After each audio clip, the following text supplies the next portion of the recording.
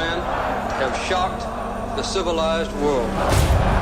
Let's go! Shred everything. Our embassy has been seized and more than 60 American citizens continue to be held as hostages. If we're going to go, then we need to go now. Este fragmento de esta película que acabamos de ver es una película que estuvo nominada a los Oscar y que ganó el Oscar a Mejor Película, y es una película escrita, dirigida y protagonizada por Ben Affleck. También es coproducida con George Clooney, entonces es una superproducción, aparte de que tiene un contexto histórico muy importante. Ese momento que nosotros estamos viendo, ese momento tan tensionante, es un momento que es básicamente la culminación de la revolución islámica. En ese momento que vimos estas imágenes, ya para ese momento ya había pasado la revolución islámica, ya el Shah no estaba en Irán, ya no era el que mandaba. Sin embargo, el Shah de Irán lo habían exiliado en otro país. Entonces, ¿qué es lo que pasa y por qué es que están peleando en esta embajada? La razón por la que toman esta embajada es porque están exigiendo que les devuelvan al Shah de Irán, pero que no se los devuelvan porque lo quieran, sino porque lo quieren ellos condenar ellos mismos. Entonces en ese momento ya había triunfado la revolución iraní. Ya Irán no es el Irán que nosotros vimos en el video anterior, sino que es un Irán muy diferente.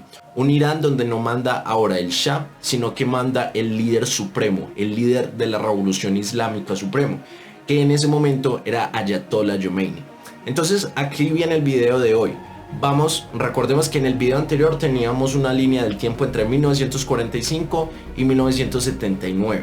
En este video vamos a tener otra línea del tiempo, digamos que otro paréntesis para que nosotros nos podamos ubicar.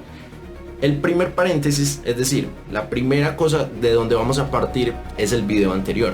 Y la segunda cosa, es decir, el límite que vamos a colocar como fecha en este video, es esta escena que nosotros acabamos de ver, que es la toma de rehenes en la embajada de Teherán. Entonces vamos a ver qué fue lo que pasó en todo este tiempo, a grandes rasgos obviamente, y aparte de eso vamos a ver quién fue Ayatollah Khomeini. Ese es el personaje principal que nosotros vamos a analizar, pero no solamente lo vamos a analizar a él como persona, sino que lo vamos a analizar a él dentro de su situación política, histórica, y qué era lo que estaba pasando en Irán después de que cayó Mossadegh hasta que llegaron a la toma de la embajada. Bueno, entonces así vamos a entrar en este video. Esto fue una introducción realmente para que podamos saber cómo es que vamos a trabajar en este video, y esa es la línea del tiempo que vamos a utilizar. Ahora sí, entremos en materia.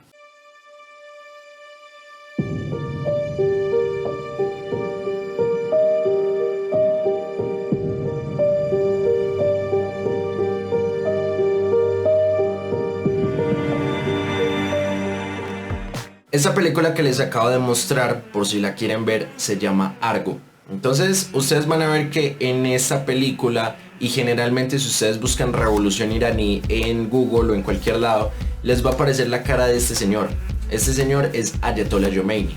Entonces necesitamos entender qué es un ayatollah y quién es Ayatollah Khomeini para entender lo que va a comenzar a pasar en Irán.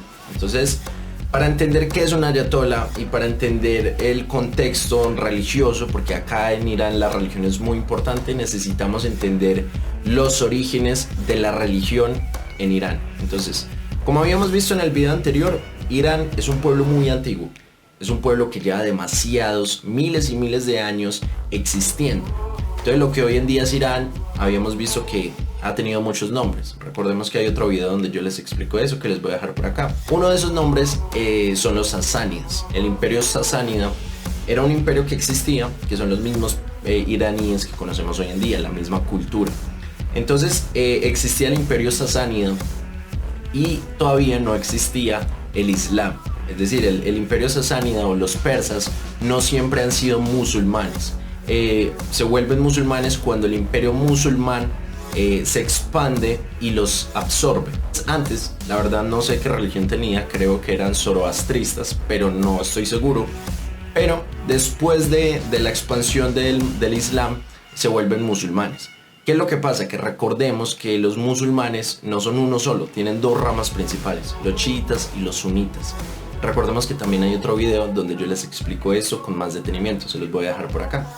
Entonces los sunitas son la mayoría de los musulmanes, los chiitas son la minoría. Cuando el imperio musulmán se comienza a expandir y absorben lo que es el imperio sasánida, o sea los persas, que es lo mismo que los iraníes, ellos dicen, bueno, está bien, vamos a ser musulmanes, pero no vamos a ser sunitas, sino que vamos a ser chiitas. Eso es muy importante. Entonces por eso vamos a ver que en Irán hay mayor cantidad de chiitas que de sunitas, lo que es al revés en todo el Medio Oriente. Entonces, bueno, esto es una cosa muy importante de entender, porque entendiendo que la religión en Irán es una religión chiita y no una religión sunita, entonces vamos a ver que Ayatollah Khomeini tiene un poder religioso dentro del Islam, pero no es un poder religioso absoluto, sino que es un poder religioso con mucha influencia dentro de las creencias chiitas. Entonces ya sabemos cómo es la religión en Irán.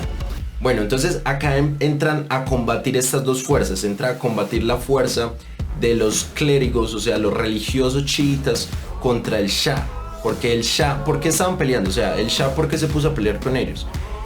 Básicamente porque el Shah no quería que el poder estuviera sobre otros, él quería absolutizar el poder. Entonces creó instituciones, industrializó el país, empezó a tomar un montón de acciones que al fin y al cabo lo iban a beneficiar a él y a sus descendientes teniendo el poder absoluto.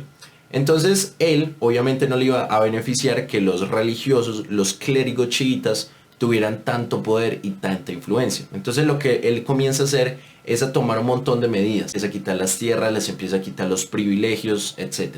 Entonces poco a poco, según la lógica del Shah, él iba siendo más poderoso y los clérigos iban siendo menos poderosos, pero obviamente ellos no se iban a dejar. Bueno, entonces el Shah, a medida que él fue gobernando, se fue ganando muchos enemigos, pero para no colocarlo en términos tan raros o términos históricos, vamos a colocarle de sentido común. Voy a colocar mi caso, pero piensen cada uno de ustedes en el caso de su país. En mi caso yo soy colombiano y yo soy paisa. Nos caracterizamos por cierta forma de ser, por cierta forma de ver el mundo, por cierta forma de vestir.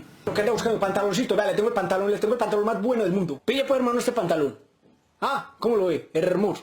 Venga, es que hermano, vea, este pantalón, vea, traído pues vea, donde traen la mejor ropa del mundo. Pues, no lo voy a decir de dónde porque se lo lleva prácticamente, entonces, no voy a hacer rogar primero. Pille pues, préstame esa plata, hermano, yo ya la tengo, que esto por aquí está muy, muy peligroso. Vea este pantalón, hermano, bonito, pues, bonito pues, no bonito, sino bonito, hermoso, papá. Eso no es cualquier pantalón, hermano. Pille pues, póngalo, póngalo, eso, póngale pues, vea, listo, vea, hermano, 1A. Bonito.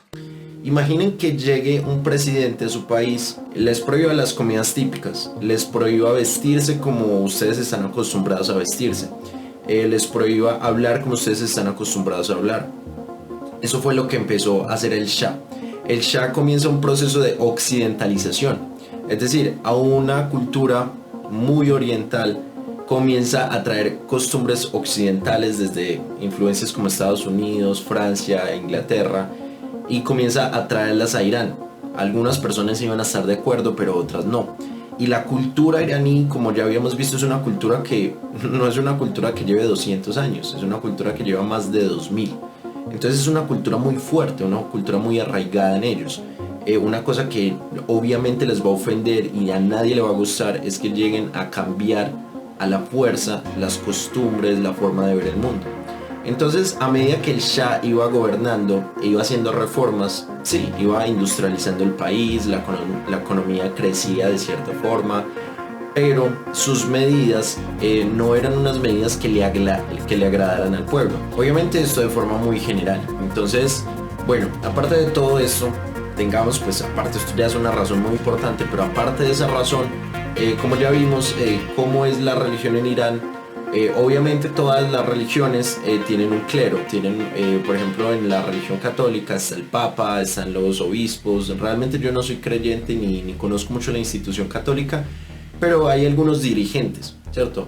Y estos dirigentes tienen ciertos privilegios. Lo mismo ocurre con el Islam y lo mismo ocurre con el Islam chiita. Entonces dentro de los clérigos chiitas se les empezó a hacer un montón de oposición por parte del Shah. Como el Shah quería absolutizar el poder, no le convenía que los chiitas, los clérigos chiitas tuvieran tanto poder, tanta influencia, tantas tierras, tanto poder económico. Pues poco a poco él va tomando medidas que debilitan políticamente y económicamente a los clérigos chiitas, pero obviamente ellos no se iban a dejar. Entonces vean que es una mezcla de factores, son varias cosas que llevan a que la revolución islámica sea posible. Entonces todos estos factores juntos se unen en muchos eventos. Entonces Ayatollah Khomeini ya era un opositor activo al régimen del Shah, tanto que incluso lo exiliaron del país.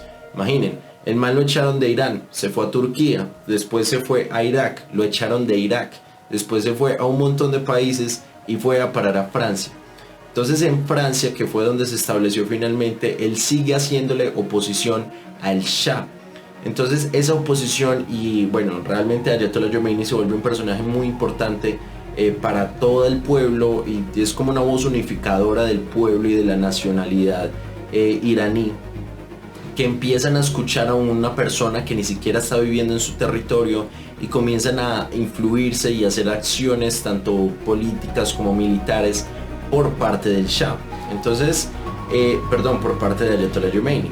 Entonces poco a poco se va creciendo esa tensión, y poco a poco están más inconformes con el sistema, con el régimen que tiene el Shah. No quieren ser occidentales, ellos tienen una cultura constituida, el poder religioso influye mucho en las decisiones de Irán, tanto que llega un momento que ya es incontrolable. Entonces ya cuando estalla la revolución, al Shah le toca salir, y los lugares a los que llega realmente son curiosos, porque vean, por ejemplo, acá estoy leyendo: el Shah y su esposa se exiliaron en diversos países: Marruecos, Bahamas, Ecuador, México, Estados Unidos y Panamá.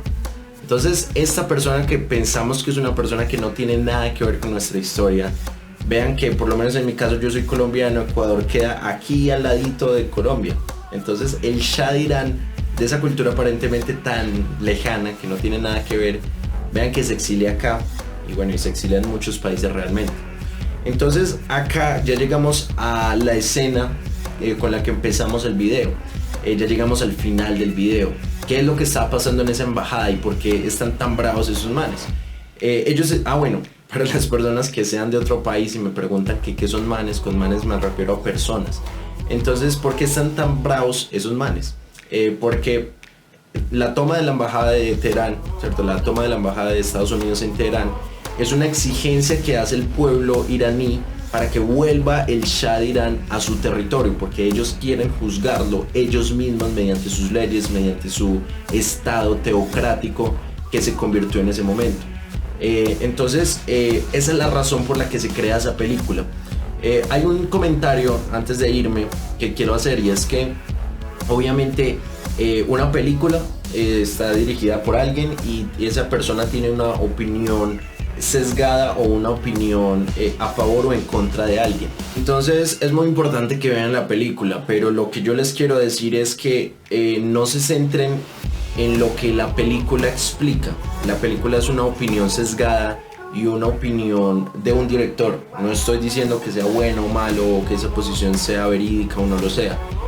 Yo digo que es una versión de las cosas, pero es bueno escuchar varias versiones. Esa película es una película norteamericana. Entonces en este momento les estoy diciendo, no he visto la película, solamente he visto como 20 minutos del principio. Voy a terminar el video, voy a editar algunas escenas de esa película y después la voy a ver. Ya, eso es todo. Si les gustó el video, denle me gusta. Si no les gustó, pues denle no me gusta. Suscríbanse si quieren ver más videos, y acuérdense de con la campanita, si le dan clic, a ustedes les llegan las notificaciones a su celular de que subí un nuevo video, por si lo quieren ver. Con este video terminamos este tema tan importante que es Irán, y espero que les haya podido servir, que les haya ayudado y poder verlos en otros videos. Recuerden comentar, preguntar, saludarme, lo que quieran en los comentarios, que eso también me sirve mucho. Nos vemos entonces en el siguiente video. Tengan un bonito día y nos vemos después. Suerte.